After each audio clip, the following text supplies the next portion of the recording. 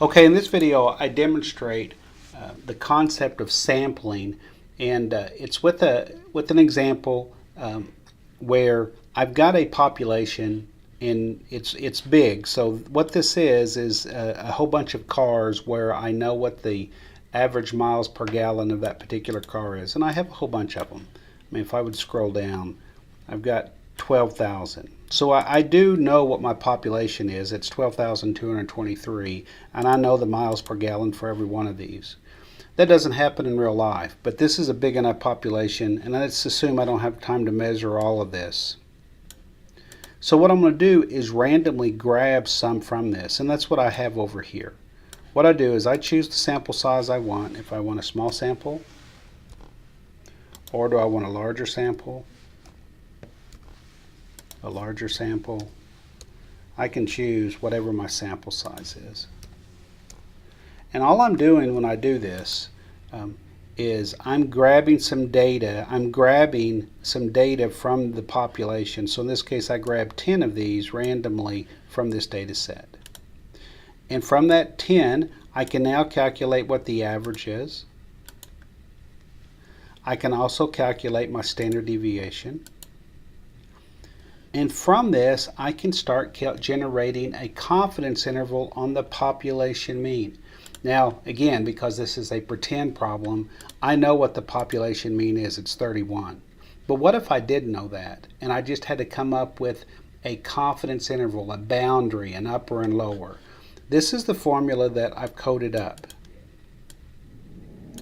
I take my sample average plus or minus a t-statistic times s divided by the square root of n. So how do I get this t, this s, and the square root of n?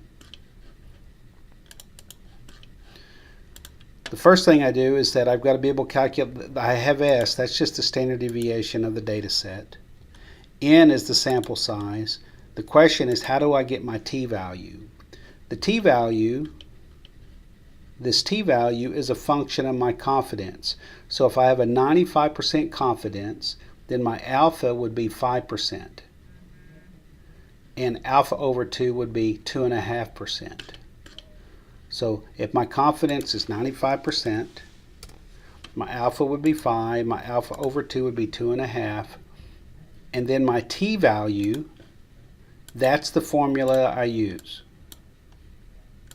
I use t.inv. The first argument is the area to the left, so it would be the 1 minus alpha over 2. And then degrees of freedom are the sample size minus 1. So the degrees of freedom, if I have 10 as a sample size, my degrees of freedom will be 9. So that's how you calculate your t-statistic. So based on a sample of size 10 and a 95% confidence, my t-value is 2.26.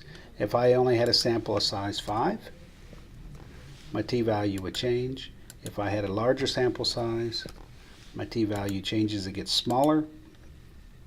We're in 10, we'll do that one. Okay, so I now know what my t-value is, and I know what s is, and I know what n is, so I can code up this formula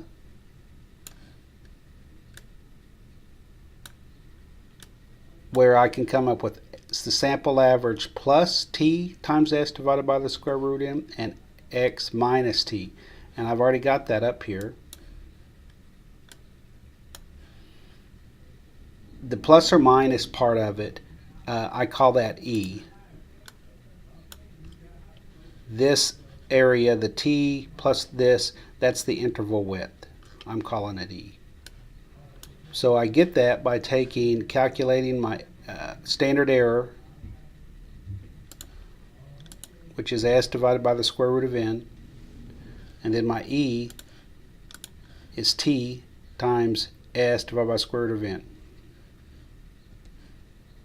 So there's my interval width.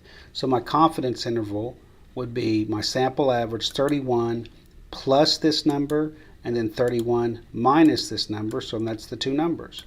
31.8 plus that gives me this, 31.8 minus that gives me this. There's my values.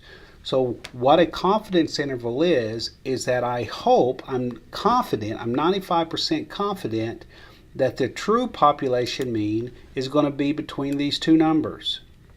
So, and I've just set this up so that I can check this over and over. So here's the first run. Here's the population mean. There's the lower value of the confidence. There's the upper.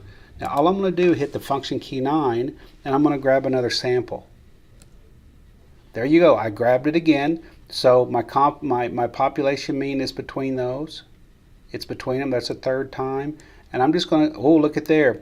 It grabbed it, but it just barely grabbed it. And there's going to be a point where I'm actually going to not grab the population mean. If I keep doing this enough times, there you go. If you look at this one, I grabbed a sample, and my sample happened to be just a bunch of high numbers, and I did not grab the confidence, or grab this.